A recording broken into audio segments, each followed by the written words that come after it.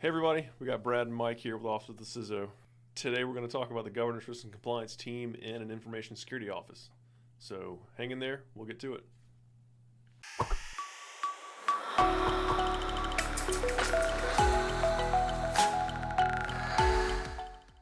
All right, guys, so we've spent a good deal of time talking about the security operations side of things, which is more the operational security, the security operations center, things like that. Technical parts. The technical part, yeah. So today we're going to talk about a team that really gets overlooked a lot, especially when you take into consideration how important it is. And we're going to explain why the team is so important too. So the first thing you think of when you hear cybersecurity, you think firewalls, guys in hoodies, hacking away, typing, running scans, right? Right. But really one of the main things that drives security in an organization is the governance, risk, and compliance side. Yeah. Because they set the standards. Right. So the governance part of it, so it's made up of three parts: governance, risk, and compliance. The governance is the decisions that are made by leadership or by a regulatory body, maybe by the industry that your organization is in. So those are the decisions of your requirements. That's what you've got to do, the things that you start with.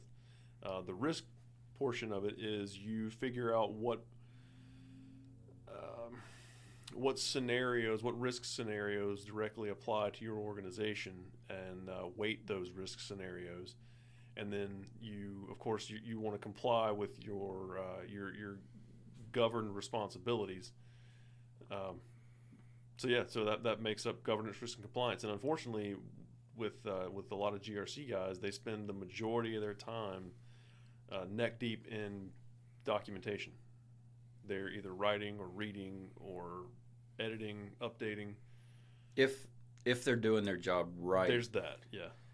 There's that. People don't realize how much writing and documentation goes into the governance side of the CISO office. Right. So like you think about governance, those are the rules, right? Whether they're federally mandated, state, local, tribal, whatever. Yeah, whatever, or decided by your organizational leadership. Right. That's what starts your requirements. That's where they come from. Somebody's got to write all that down and be able to translate it into English for the organization, right? I know a lot of policy frameworks like NIST frameworks for instance, 853 for instance.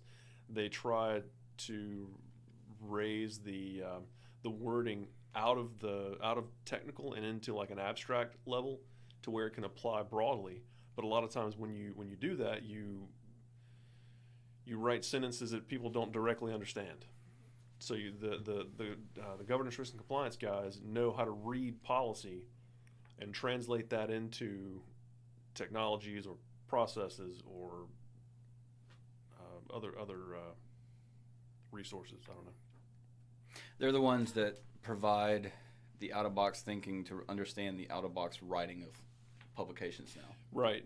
And there's a mindset too that if it's not documented, it didn't happen. You heard the phrase "pics or it didn't happen"? Yeah. That's what this is about. Absolutely. So if you're doing something but you haven't written it down to be able to show an auditor or an assessor or to be able to prove to your leadership that you're doing it, then it's like it never happened. So go ahead. Sorry. And that's really big, especially when you're looking at things like cyber liability insurance and stuff. Oh, quite, yeah. You have to provide, or if you're just getting third-party assessed or audited by some organization, they need artifacts to prove that you're doing what you say you're doing. Otherwise, I could say, yeah, we're secure. We have a mature information security program, great change management. Our CMDB is accurate.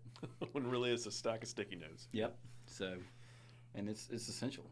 Right. It is, and again, it's key to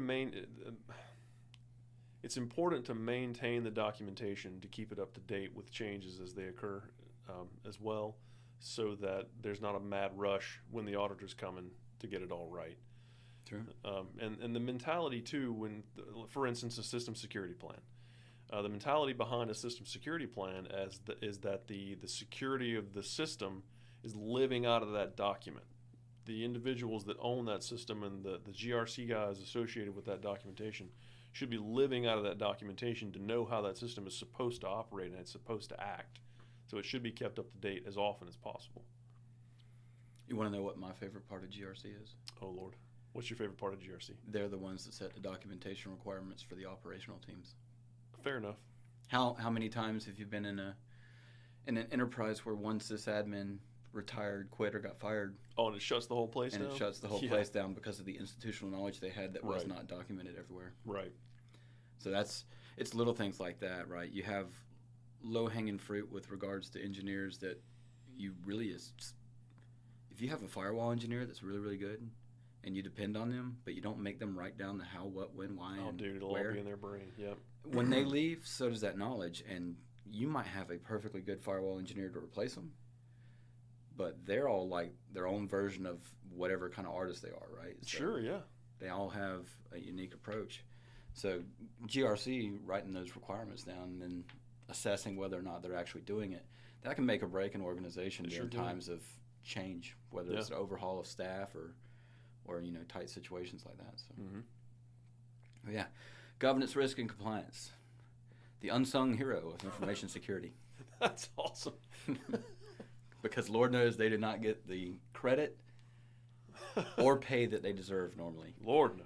And just for giggles, the team's usually made up of a couple of different people, right? So you usually have a director of GRC or something like that, which is the guy that reports. He's the head of the GRC side of the Office of the CISO, and they have people that report to them, and they're basically the liaison between the ISO or CISO and the rest of the business. Then you also have information system security officers, which usually report to the GRC director, as well as information system security managers, which those two roles are similar but very, very different. Yep. So different responsibilities, yeah. So I think we'll get to some of those in some additional videos. yeah. So yeah, that is the governance, risk, and compliance department key responsibilities and why they are so damn important. So hopefully that bestows a little bit of knowledge to you. If you haven't already, hit the like button, hit the subscribe button, hit the little notify bell so you know when we push out new videos. That way you can stay up to date with what we're doing. And of course, we love to see the comments and things like that, so please don't hesitate to post. But until next time, y'all have a good one.